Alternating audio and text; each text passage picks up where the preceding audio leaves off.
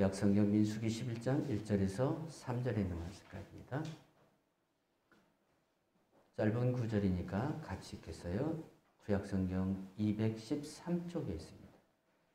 같이 읽습니다. 여호와께서 들으시기에 백성이 악한 말로 원망하며 여호와께서 들으시고 진노하사 여호와의 불을 그들 중에 붙여서 진영 끝을 사르게 하시매 백성이 모세에게 부르짖음으로 모세가 여호와께 기도하니 불이 꺼졌더라.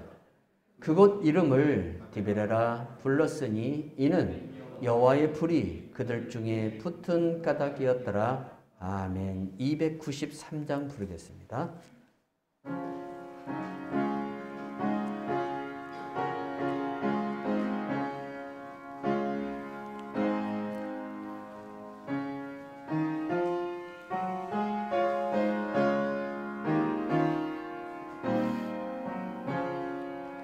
주의 사랑 비칠 때에 기쁨 오네 근심 걱정 물러가고 기쁨 오네 기도하게 오시며 희미한 것 물리쳐 주의 사랑 비칠 때 기쁨 오네 그 큰 사랑 내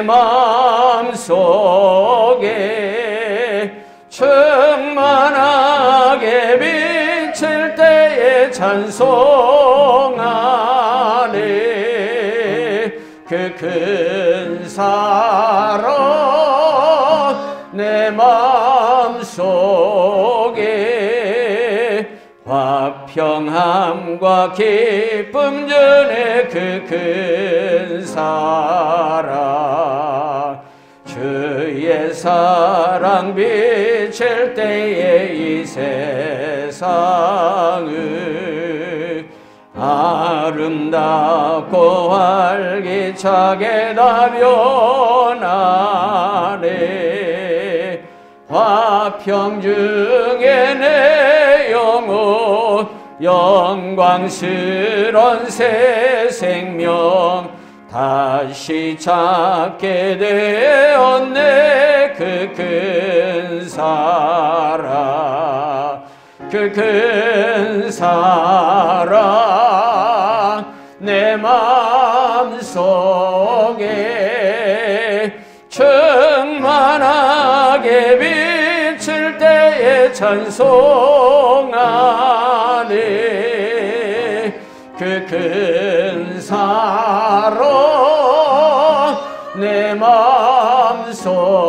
마음속에 화평함과 기쁨 전에 그 큰 사랑 주의 사랑 비칠 때에 이 세상을 어둠 슬픔 중한 짐이 다 사라져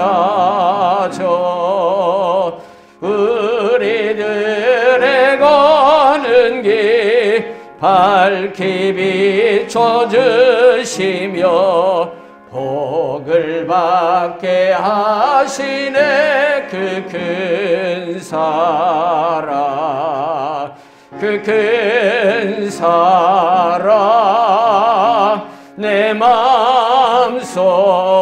마음속에 충만하게 비칠 때에 찬송하네 그 큰 사랑 내 마음속에 화평함과 기쁨 전에 그 큰 사랑 주의 사랑 비칠 때에 그 광채가 찬란하게 우리 둘러 비추겠네 세상 모두 이기고 전국 생활할 때도 주의 사랑 비치네. 그 큰 사랑, 그 큰 사랑 내 마음속에 충만하게 비칠 때에 찬송하네.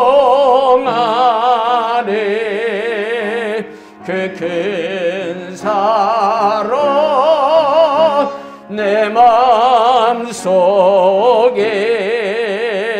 화평함과 기쁨 주네. 그 큰 사랑.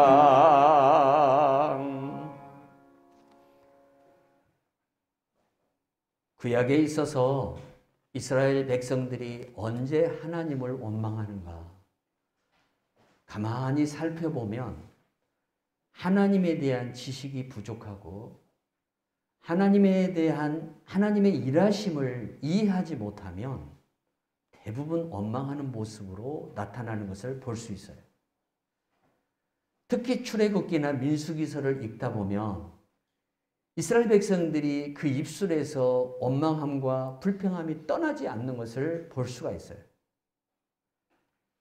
분명히 지나간 시간 속에서 하나님을 많이 경험했어요. 말할 수 없는 그런 하나님의 놀라운 역사를 경험했어요. 하나님의 애굽 땅에 10개의 재앙을 내려는데 우리가 지난 시간에도 말씀을 나눴지만 우리가 코로나 하나로 인한 경제적인 어려움 또한 우리가 인간의 삶을 공동체의 삶을 살아가는데 엄청난 그러한 불편함과 고통이 우리에게 따르는 것을 볼 수 있어요.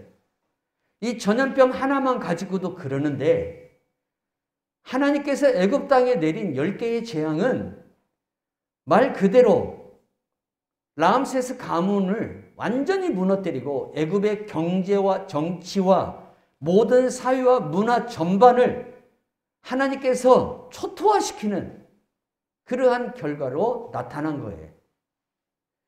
그러니까 이스라엘이 40년 후에 가나안 땅에 들어가서 가나안 정복을 이룰 때에 애굽이 그 가나안 정복, 이스라엘의 가나안 정복에 아무런 어떤 영향력을 끼치지 못한 이유는, 터치하지 못한 이유는 그들이 하나님께서 그들에게 내린 그 10개의 재앙으로 말미암아 국가를 다시 재건하는 시간이 40년이 넘고 50년이 넘는 그러한 시간이 필요로 했다는 거예요. 그래서 이스라엘이 가나안을 정복하는 그 시간 동안 애굽이 이스라엘에 아무런 그러한 영향력을 끼칠 수 없는 존재로 하나님이 만들어 놔버립니다. 하나님은 정말 대단하신 분입니다. 당신이 당신의 뜻을 이루기 위해서 세상에서 최고로 강한 자를 완전히 초토화시켜버립니다. 우리는 고린도전서 1장에서 하나님은 스스로 강하다고 하는 자들을 약하게 하시고 연약한 자들을 강하게 하시는 하나님의 말씀을 이미 사도 바울을 통해서 우리가 많이 들었습니다. 우리 하나님은 그런 하나님이십니다. 자, 이렇게 애굽 땅에서 이미 수많은 기적을 보았고 그것뿐만 아니라 홍해 앞에 데리고 왔을 때 하나님께서 그 홍해에서 길을 내시고 그 백성들을 그 홍해에 그 바다 한가운데에서 육지같이 건너게 하는 놀라운 이적을 보여줬어요. 자, 그런데 그 홍해를 건너자마자 뭐가 찾아오냐면 광야가 찾아와요. 그리고 이제 그들이 애굽에서 나온 지 50일 동안 이 광야의 길을 건너서 시내산에 도착하기까지 수도 없이 하나님을 원망하기 시작하는데 물이 없다고 원망합니다. 고기가 먹고 싶다고 원망합니다. 그것뿐만 아닙니다. 양식이 떨어졌다고 원망합니다. 자, 하나님은 어떤 하나님이셨습니까? 그들이 애굽에서 나올 때에 하나님은 이스라엘이 하나님을 예배하고 하나님을 송축할 수 있는 물질도 주셨습니다. 여러분 출애굽기를 잘 보세요. 이스라엘 백성들이 애굽에서 출애굽할 때 애굽 사람들이 어서 떠나라고, 어서 나가라고 뭘 줘요? 이스라엘 백성들에게 귀중한, 자기들이 소유한 귀중한 것들을 막 줘요. 이스라엘 백성들이 이걸 가지고 나와서 훗날에 하나님의 성막을 짓는 데에 귀하게 사용을 해요. 자, 이렇게 하나님은 그들에게 큰 은혜를 베풀었어요. 그러나 잠시 동안 그들에게 찾아오는 그 고난을 견디지 못해서 애굽에서 생활하던 그 습관들 있잖아요. 노예의 근성이 있죠. 이게 서슴없이 나오는 거예요. 이게 광야 생활 속에서 이게 서슴없이 나오는 거예요. 선교사님들이 이스라엘, 우리 한국에 예수 믿는 분들이 이스라엘 관광을 가면 꼭 광야로 데리고 나갑니다. 하룻밤을 유숙하게 합니다. 광야에서 여러분 밤은 엄청 고통스럽습니다. 우리 뼈마디에 쑤시는 현상이 일어납니다. 추위 때문에. 낮에는 엄청 덥습니다. 그래서 빨리 이곳을 벗어나고 싶은데 그늘이 없습니다. 그게 광야입니다. 그래서 이스라엘 백성들이 40년 동안 그곳에서 어떻게 살았는가를 체험하게끔 하는데 이스라엘 백성들은 그렇게 살지를 않았습니다. 왜 그래요? 낮에는 하나님이 구름 기둥을 통해서 이스라엘 백성들에게 쏟아지는 햇빛을 차단해 주셨어요. 거기는 건조한 지역이기 때문에 그늘만 딱 만들어지면 시원해요. 밤에는 이스라엘 백성들이 추위에 고통스러워 하니까 하나님께서 불기둥을 통해서 이스라엘 백성들을 평온하게 하고 그들의 뼈마디가 상하지 않도록 만들어 주셨어요.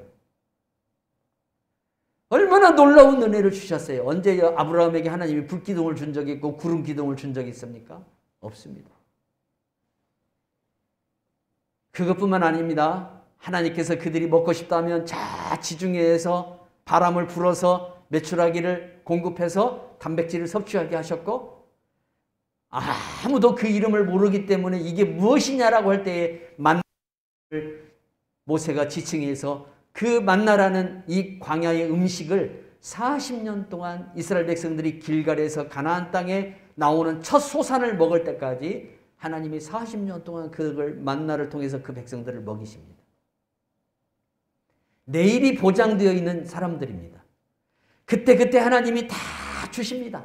그런데도 거기에 만족하지 못하는 시내산까지는 그들의 의식주의 배고픔 때문에, 의식주의 염려 때문에, 의식주의 걱정 때문에 그들이 하나님을 원망했다면 시내산 이후 가나안 땅에 들어가기까지 그들의 원망과 불편은 의식주의 문제가 아니었어요.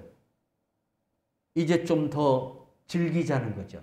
우리가 먹고 살만하니까. 여러분, 우리나라가 이제 국민들이 배고픔을 잊어버리니까 이제 우리는 즐기는 문화로 우리 문화가 급전진됩니다.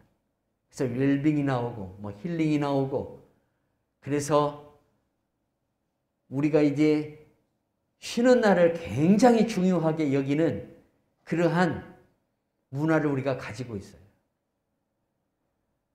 그런데 이러한 문화가 막 이제 형성이 되어서 젊은 아빠들이 텐트를 사고 캠핑카를 사가지고 자기 자녀들을 데리고 야외에 가서 하룻밤 취침을 하면서 그 야외에서 파티를 하는 이러한 문화가 급상승하고 있었을 때에 코로나가 따온 거예요. 그래서 우리가 아무것도 하지 못하는, 꼼짝 말고 있어야 되는 그러한 상황을 지금 우리가 계속해서 지금 우리가 살아가고 있어요.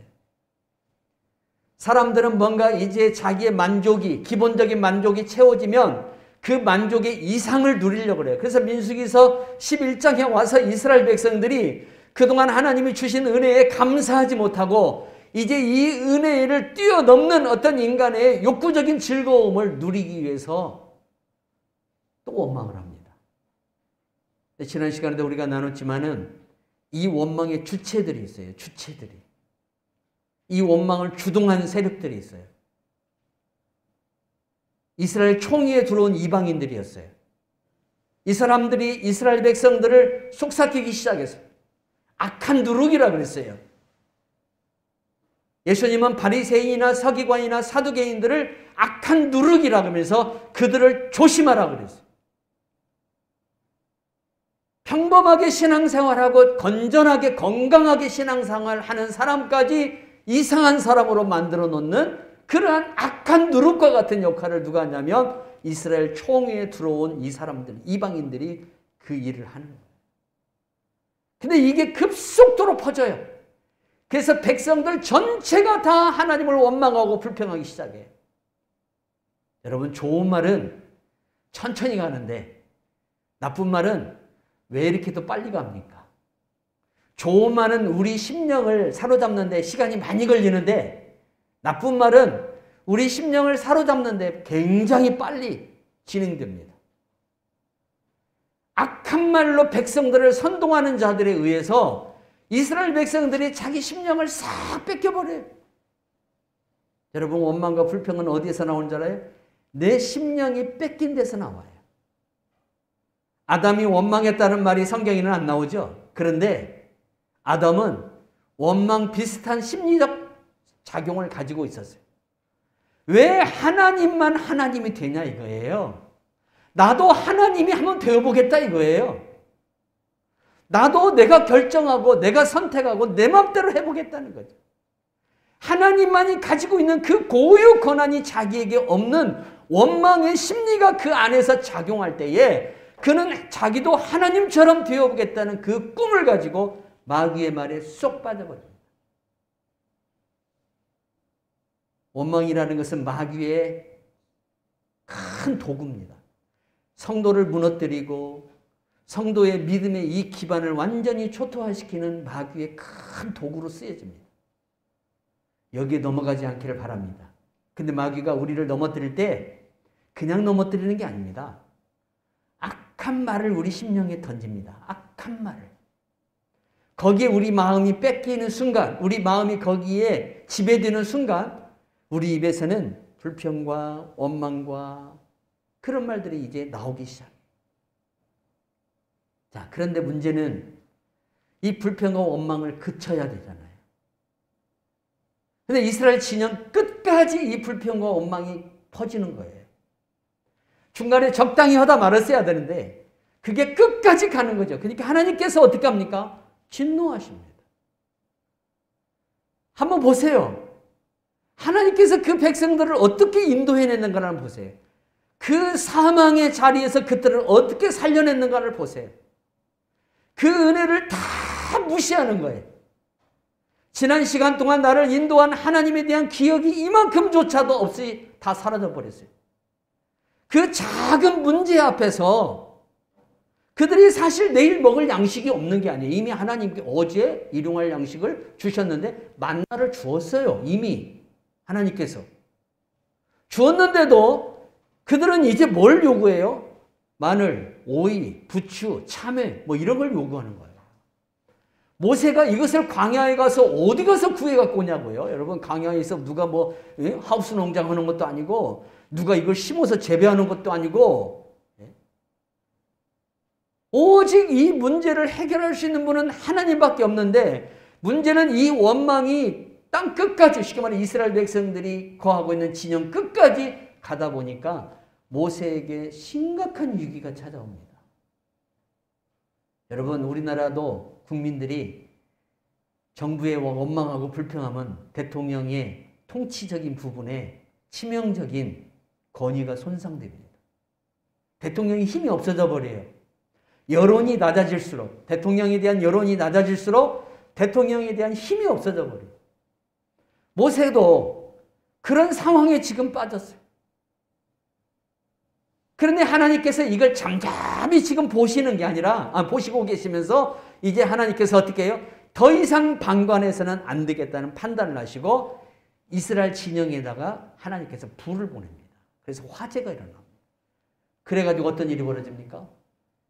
이스라엘 백성들이 화상을 입었을 것이고 그 일로 인해서 다 타서 자기 소유들이 다 없어졌을 것이고 이런 일이 지금 그치지를 않는 거예요. 이 화재가 진압이 되지를 않는 거예요. 계속해서 이 불이 번져나가는 거예요.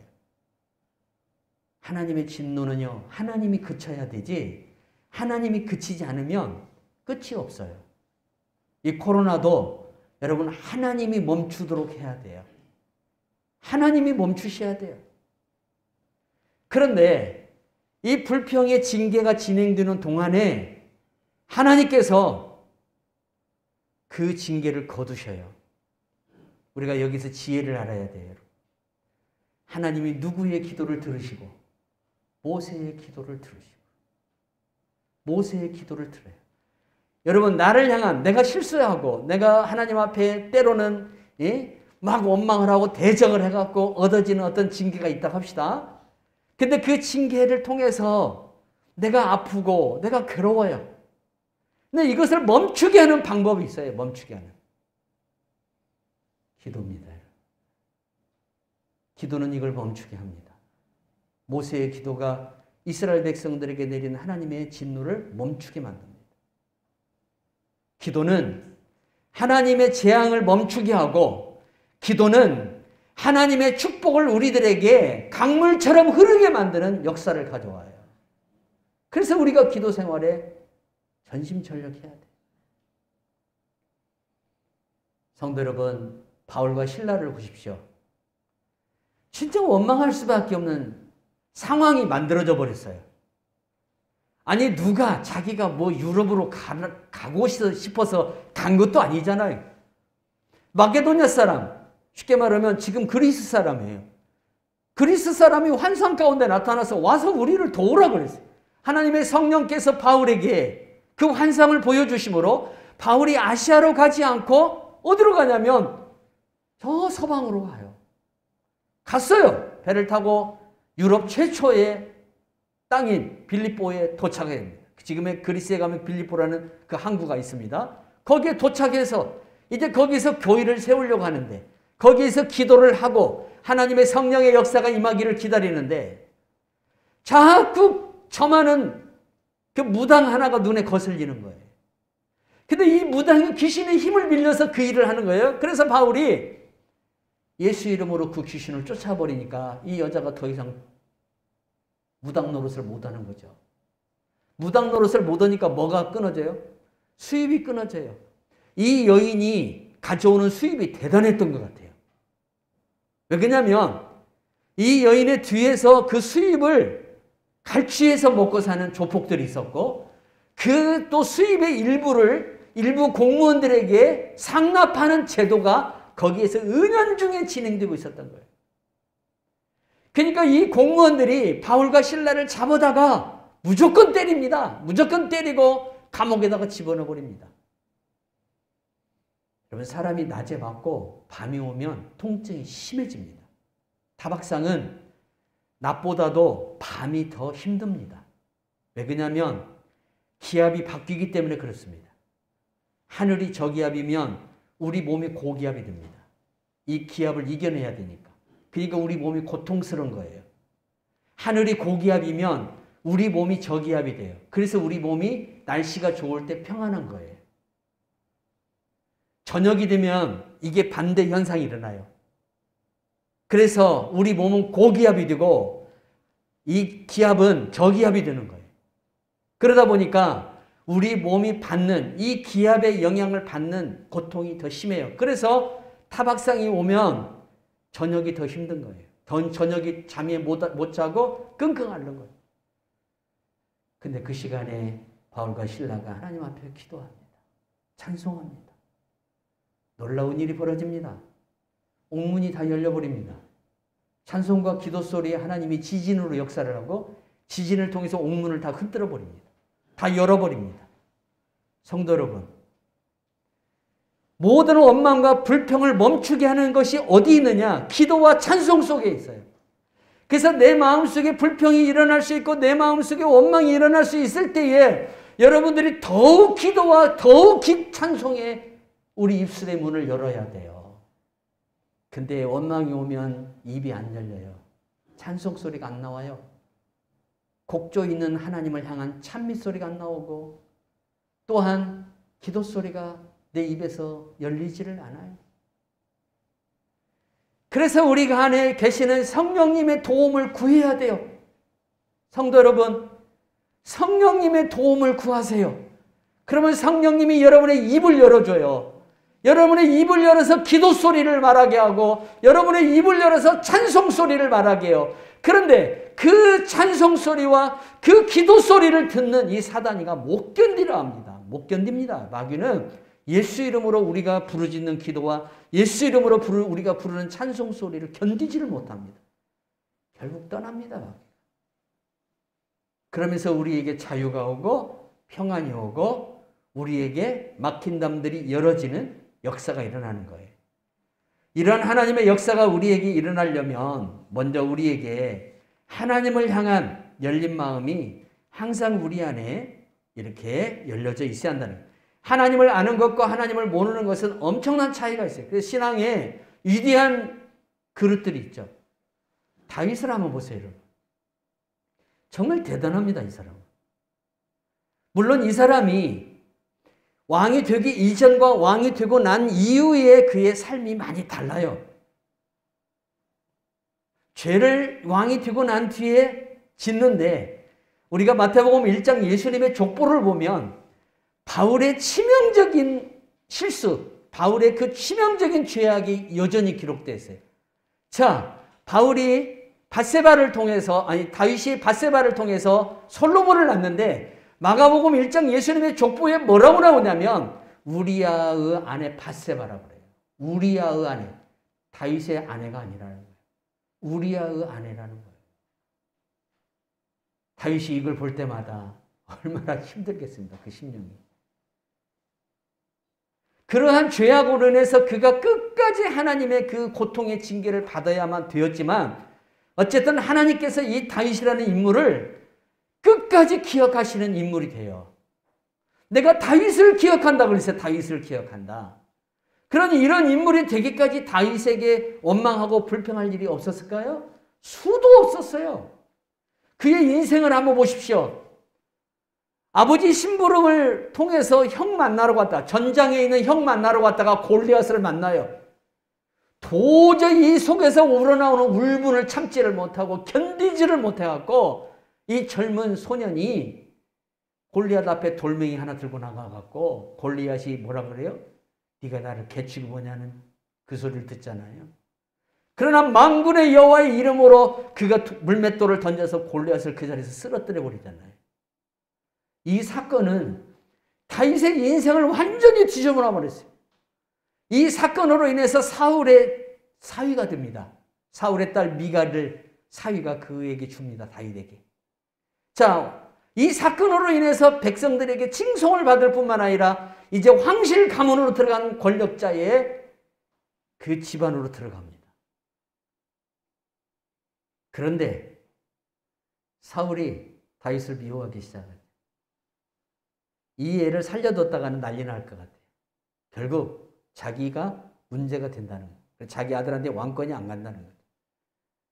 그래서 다윗을 죽이려고 이제 혈안이 그 기간이 무려 12년입니다. 이 12년 동안 다윗에게 무슨 일이 있었어요? 다윗 때문에 제사장들이 죽어야만, 롯 땅에 있는 제사장들이 죽어야만 되었고 다윗 때문에 수많은 사람들이 희생되고 또한 다윗 때문에 핍박을 받아가지고 사울에게 핍박을 받아가지고 다윗이 숨어있는 아둘람 구로로 보따리 하나 싸가지고 도망온 사람들이 500명, 600명이에요. 특히 다윗 가문에 다윗의 아버지나 어머니는 이 정치적인 핍박을 받아가지고 도저히 베들레헴 땅에서 살 수 없어서 다윗에게로 도망와요. 꼭 지금 우리 시대에 지나간 역사 속에 있는 정치적인 모습하고 비슷해요. 그때의 다윗이 하나님을 원망하지 않습니다. 그리고 그는 도리어 하나님을 찬양합니다. 그 시편이 여러분 시편 8편 오늘 우리가 교동문을 통해서 읽었잖아요. 8편 그리고 시편 23편 시편 57편 여러분 이 성경들을 한번 읽어보세요. 어떻게 이 사람이 사울에게 쫓겨다니는 상황에서 어떻게 이런 시편을 칠 수 있을까? 도저히 우리가 그런 상황에서 이 시편이 지어졌다고 볼 수 없는 시편들이에요.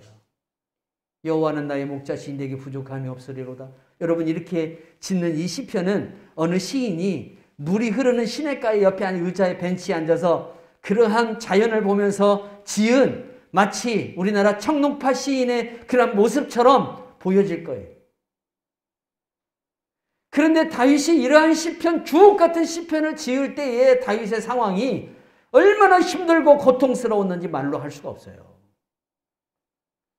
차라리 죽는 게 나을 그런 인생을 살아가고 있어요. 심지어는 어디까지 망명을 합니까? 그가 그렇게도 미워했던 블레셋 사람들, 그가 골리앗을 죽인 그 나라, 그 장본인인 그 나라에 망명을 합니다. 살기 위해서. 그것뿐만 아니라 블레셋 왕 앞에 가서 살기 위해서 미친 짓을 해서 침을 이렇게, 예? 우리 꽃게 같은 게 막 버금 물잖아요. 그런 식으로 그 행위를 해서 죽음을 면하는 일까지 벌어집니다. 산다는 것이 비참한 12년이었습니다. 근데 그 시간 동안 한 번도 하나님을 원망하지 않습니다. 도리어 내가 무엇이 간데 주께서 나를 생각하시고 주께서 나를 권고하시나이까. 도리어 하나님의 나에게 주신 그 미래에 대한 소망, 미래에 대한 그의 희망, 이것을 믿음으로 말미암아 도리어 하나님께 감사하는 것을 볼 수가 있어요.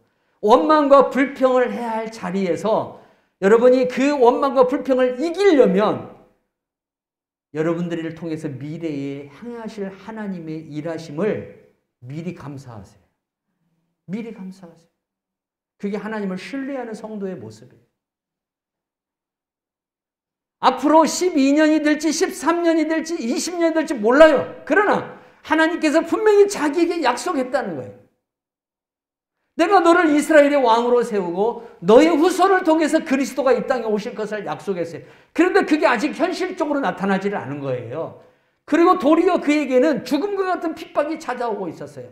그러니까 여러분, 이때에 많은 사람들이 자기가 과거에 들었던 그 하나님의 말씀, 그 하나님에 대한 신뢰와 믿음을 다 소멸해버리는 경우들이 흔하게 있습니다. 근데 다윗은 도리어 하나님의 말씀을 굳건히 붙잡았습니다. 하나님은 그의 믿음을 부끄럽게 하지 않았습니다. 드디어 그가 왕이 됩니다. 할렐루야. 그 아둘람 굴 입구에서 사해를 바라보면서 지었던 그 시편 8편과 23편의 말씀, 도리어 쫓기는 자가 온 세상을 향한 기도를 하고 있어요. 주의 나라와 주의 권세와 주의 영광이 온 세계 위에 나타나기를 원하나이다. 얼마나 대단합니까, 여러분? 내가 환난을 받고 내가 핍박을 받고 내가 고통이 왔을 때에 그 고통과 이 환난과 이 핍박이 온 세계 위에 하나님의 역사로 나타나기를 원합니다라고 기도하는 우리 성도들이 되기를 주님의 이름으로 축원합니다. 저 높은 산에 올라가서 주의 인자하심과 주의 뜻이 모든 열방을 구원하고자 하는 이 모든 하나님의 역사가 온 세계 위에 나타나기를 원하나이다. 주의 인자는 커서 하늘 위에 있고 주의 영광은 모든 궁창에 다 미치고 있고. 대단하지 않습니까, 여러분? 정말 멋진 사람이에요. 미쳤기 때문에 이랬을까요? 아니에요. 하나님을 신뢰하는 믿음이 있었기 때문에. 하나님은 반드시 그렇게 역사한다는 거예요. 반드시. 12년이 딱 지난 뒤에 하나님이 그렇게 다윗을 역사합니다. 고통의 순간을 보십니다. 여러분, 욥을 보십시오. 정말 욥이라는 사람이 어떤 원망을 한마디라고 해도 우리는 욥에 대해서 어떤 비난도 어떤 종교도 할 수가 없어요. 왜? 우리가 욥처럼은 살아있지 않았잖아요. 우리가 고통 속에 있었고 많은 것을 잃어버리는 환난도 당하고 우리가 많은 아픔도 있었지만 욥과 같은 고통은 우리가 겪지는 않은 것 같아요. 인간이 겪는 고통 중에 최고의 고통을 겪은 것 같아요, 욥은. 근데 욥이 단 한 번도 하나님을 원망하지 않았습니다. 도리어 한 가지 그도 실수한 건 있죠. 자기 생일을 저주했어요. 자기가 태어난 것을 저주했어요. 차라리 태어나지 않았으면 좋겠다. 얼마나 고통스러웠으면 그러겠어요. 그러나 주신 이도 여호와시요 거두시는 이도 여호와시라고 자기 아들들이 죽었다는 소식을 들은 그 순간 그가 그의 입에서 그렇게 고백을 할 정도면 그의 신앙이 얼마나 대단한지. 근데 하나님이 그의 입술에 그 고백을 부끄럽게 하지 않더라는 거죠. 하나님이 그 입술의 고백을 들으시고 훗날에 여러분 욥기를 보면 해피엔딩이잖아요. 많은 아픔이 있었지만 끝내는 욥이 승리를 해서 하나님이 전에 있던 재산보다 곱절로 주시고 그의 딸들이 동방에서 최고로 아름다운 그러한 딸들로 세워주는 것을 볼 수가 있어요. 성경의 역사는 정말 드라마틱해요. 사랑하는 성도 여러분, 원망할 자리에서 감사하십시오. 그러면 하나님께서 그 원망을 감사의 일로 바꿔놓습니다. 불평할 수 있는 것은 우리 사회에서 얼마나 많고 내 생활 속에 얼마든지 많습니다. 우리가 찾아보면 찾아볼수록 불평하고 원망할 수 있는 것들이 너무나 많습니다. 그러나 도리어 그 불평할 일조차도 감사하시기 바랍니다. 하나님이 이 고통을 내게 주셔서 이 아픔을 내게 주셔서 감사합니다. 그리고 이 아픔과 고통을 통해서 나를 더 성장시키시고 나를 더 신앙의 인격자로 만들어서 나로 하여금 하나님의 크신 영광과 뜻을 이루실 줄로 나는 믿습니다. 여러분 그 기간이 몇 년 될까요? 여러분이 살아있는 생에 반드시 이루어집니다. 저는 그렇게 믿습니다. 반드시 이루어집니다. 하나님을 그래서 알아야 됩니다. 아브라함이 지난 시간에도 하나님 앞에 자기 아들을 드릴 수 있었던 것은 그가 지나간 삶 속에서 하나님을 알았기 때문이라고 말씀드렸어요. 우리가 하나님을 모르면 하나님을 많이 오해해요. 왜 그러냐면 하나님의 일하심이 우리의 일하고 틀려요. 내 생각이 너희 생각하고 틀리다 그랬어요. 자, 우리가 기본적으로 한번 생각을 해보세요. 바다 앞으로 백성을 데리고 가는 지도자가 어디가 있어요? 근데 하나님이 모세가 데리고 간 게 아니라 하나님이 데리고 갔어요. 그 이스라엘 백성들은 뭔 이런 하나님이 다 있냐 이거예요. 뭔 이런 하나님이. 뭐 이런 하나님이 다 있냐 쉽게 말하면. 그런데 하나님은 거기에서 바다를 가르시고 그 백성들이 거기를 지나게 해서 죄를 다 씻음받는 세례를 받게 하고 그리고 저 애국 군대가 강력한 애국 군대가 거기에 완전히 수장되어서 다시는 이스라엘에 대해서 상관하지 못하도록 만드실 계획을 갖고 있었어요. 근데 이걸 아무도 모르는 거예요. 모세도 몰랐어요. 그러나 모세가 오직 백성들에게 할 수 있는 유일한 말은 하나님께서 오늘 너희들에게 어떻게 구원의 역사를 내는가를 지켜보는 것밖에 없다는 거예요. 이게 모세가 유일하게 할 수 있는 말이에요. 우리 성도들이 어려움을 당할 때, 환난을 당할 때 목사가 할 수 있는 유일한 것은 집사님 기도하십시오. 하나님이 도와주실 겁니다. 하나님이 역사할 겁니다. 목사한테 뭔가 좋은 내일에 대한 희망, 하나님이 내일 어떻게 할 거라는 그 소리를 우리가 들을 수 있는 그런 마음이 있을 수도 있어요. 그런데 하나님께서 뭐 나에게 나타나서 내일 이렇게 할 것이다 저렇게 할 것이다 우리에게 그렇게 말하는 건 아니잖아요. 분명히 인도하심에 대한 확신은 있지만 그러나 그 확신 속에서도 여전히 우리에게 두려움과 우리에게 염려가 있다는 거죠. 그런데 여러분 이런 시간들이 지나고 나서 한번 보십시오. 대체 하나님께서 무엇을 하려고 그렇게 인도하셨는지. 결국 당신의 구원의 능력과 나를 새롭게 하시고 나를 새로운 백성으로 만들고자 하는 하나님의 그 참 짜여져 있는 계획이 거기에 담겨져 있습니다. 그 계획을 우리가 알아야 되는데 어떻게 해야 할까요? 그래서 여러분 성경 많이 읽어야 돼요. 할렐루야. 성경 많이 읽어야 돼요. 왜? 성경을 많이 읽고 성경을 자세히 여러분들이 이해를 하면 할수록 하나님이 그 백성들을 어떻게 인도했는가를 알게 되잖아요. 그러면 하나님의 과거에 이스라엘을 인도하고 또 성경이 신약 성경이 기록될 때의 성도들을 인도하신 하나님이라면 그 하나님이 여전히 그 방법과 그 뜻대로 우리를 인도하고 계신다는 거예요. 이미 성경은 다 완성되었지만은 하나님의 성경에 기록된 말씀대로 우리를 그대로 인도하신다는 거예요. 그래서 우리가 성경을 알아야 돼요. 힘써 알아야 돼요. 성경을 아는 것이 하나님을 아는 것이고 하나님의 방법을 우리가 깨닫는 거예요. 그리고 그 말씀을 우리가 믿듯이 우리 생활 속에 여전히 또 하나님께서 내가 아브라함은 아니지만 나를 아브라함처럼 그렇게 하나님이 인도할 거라는 것을 우리가 아브라함의 기록된 말씀을 읽으면서 우리도 뭐예요? 아브라함이 되는 거예요. 나도 다윗이 되고 나도 바울이 되는 거예요. 그래서 성경을 알아야 한다는 거예요. 또한 우리가 하나님의 계획하심과 인도하심을 알려면 성령님을 알아야 됩니다. 왜 그럴까요? 여러분 에베소서에 바울이 뭐라고 얘기합니까? 하나님의 영 위에는 하나님의 속사정을 아는 이가 없다 그랬습니다. 오직 성령님만이 우리의 속사정을 알 뿐만 아니라 하나님의 속사정을 압니다. 그 하나님의 모든 계획하신 것과 하나님의 뜻하는 것을 우리에게 알려주시고 믿음으로 그것을 우리가 수납하도록 역사해 주시는 분이 누구냐면 성령 하나님이십니다. 약속을 했으면 반드시 그걸 지켜요. 하나님은. 약속을 했으면.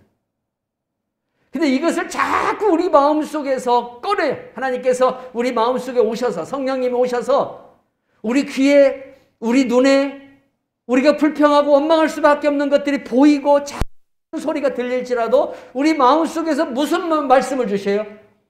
하나님의 말씀.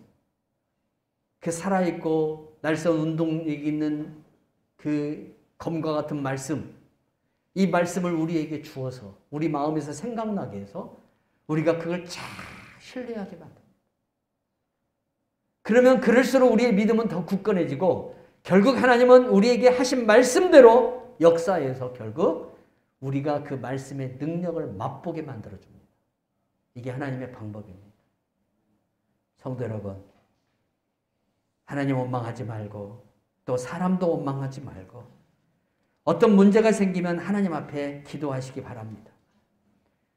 20일 특별 새벽기도회가 내일 아침이면 마칩니다. 정말 저 뒤에 앉아있는 우리 정은영 선생님 정말 대단해요. 오늘 아침에 새벽에 왔다가 대전 갔다가 다시 왔어요. 하나님이 기뻐하실 거예요. 근데 성령님이 20일 더 오시랍니다. 그래서 그냥 화요일부터 그냥 바로 이어서 시작합니다. 다시 20일 합니다. 그러면 2월 말까지는 거의 끝날 것 같아요. 그렇게 기도해서 올 한 해는 정말 우리가 하나님의 뜻을 더 잘 알고 우리 가운데 역사하시는 그 하나님의 은혜가 더 충만하기를 소망합니다. 감사한 것은요. 그래도 특별히 작정하고 하니까 아무래도 기도를 더 해요. 아무래도 성도들의 이름을 제 입에서 더 많이 불러요. 하루에 3번 기도하는 것이 어려운 게 아니라 시간을 지키는 게 어렵더라고요. 저녁 8시 지켜야 되고 오전 10시 지켜야 되고 새벽에 지켜야 되고 이 시간에 그러니까 20일 동안 제가 출입을 안 해요. 웬만하면 밖에 나가들 안 해요. 목사님들이 못 오냐고 저보고 못 오고 있는데 이렇게 얼굴 보기 힘드냐고 그렇게 말하는 분들도 있는데 그냥 기도하고 있습니다. 그러다 보니까 아무래도 기도에 저 열심을 하게 되죠. 우리 성도들을 위해서 더 많이 기도하게 되죠. 근데 그 가운데서 하나님이 저에게 보여주신 게 뭐냐면 몰랐던 것들을 알게 해주셔요. 그 성도가 아직 저에게 말하지 않은 것들을 하나님이 가르쳐 주시고 보여주셔요. 저는 백종호 집사님 아버지 장인어른이 예수를 안 믿는지를 몰랐어요. 예수 믿는 줄 알았어요. 근데 예수를 안 믿어요, 그분이. 근데 임종이 가까워지고 있어요. 그래서 오늘 또 저 친정 쪽에서 전화가 급하게 와갖고 지금 거기를 가시니라고 예배 시간에 못 왔어요. 이것을 알게 하신 하나님께 감사해요. 그리고 그 어른이 마지막 정말 임종하는 그 순간에라도 주님을 영접하고 천국 가기를 주님의 이름으로 축원해요. 이 모든 일들이 일어나기 위해서는 기도가 그만큼 뒤에서 많이 필요하다는 것이. 하나님께서 우리에게 더 감사의 일들을 이루기 위해서 기도하게 하시는 줄 믿으시기 바랍니다. 깨어서 기도하십시다. 모세의 기도가 모든 것을 멈추게 했습니다. 우리도 그렇게 기도하는 귀한 성도님들이 되기를 주 예수의 이름으로 축원합니다. 하나님 아버지 감사합니다. 오늘 또 귀한 말씀 나눌 수 있도록 은혜 주심을 감사합니다. 우리 성도님들에게 오늘 하루도 은혜 주시고 아니 매일매일 하나님이 은혜를 주셔서 우리 아버지의 아들 예수 그리스도께서 베드로에게 떡도 주셨고 물고기도 주신 같이 우리에게 영의 양식도 주시고 또한 육신에 살아갈 필요한 일용할 양식도 주실 줄 믿사오니 하나님 올 한 해 우리 교회가 수많은 간증들이 넘치게 해주시고 또한 성도들의 가정에 활몬의 이슬처럼 하나님의 축복이 차고 넘치게 하여 주시옵소서. 오늘도 우리 하나님께 영광을 돌려옵고 살아계신 예수 그리스도의 이름으로 기도하옵나이다. 아멘.